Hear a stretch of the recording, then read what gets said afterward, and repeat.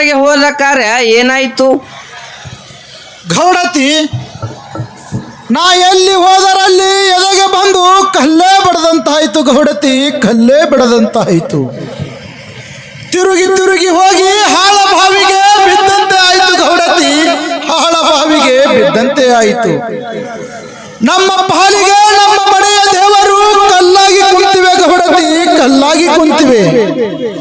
ಗೌಡರೇ ಇರಲಿ, ಪಾಲಿಗೆ ಬಂದದ್ದು ಪಂಚಾಮೃತ ಎಂಬಂತೆ ನಾವಾದರೂ ಈಗ ಬಂದಿದ್ದನ್ನು ಭೋಗಿಸಲೇಬೇಕು. ಗೌಡರೇ, ಈಗ ನಮಗ ಉಳಿದಿರುವ ದಾರಿ ಒಂದೇ, ಏನೆಂದರೆ ನಮ್ಮ ಮನೆಯಲ್ಲಿ ಕುಂಟು ಎತ್ತು ಕುರುಡು ಕೋಣ ಉಳಿದಿವೆ. ಹರಕ ಜತ್ತಿಗೆ ಮುರಕವತಿಗಿಲ ಅದವು.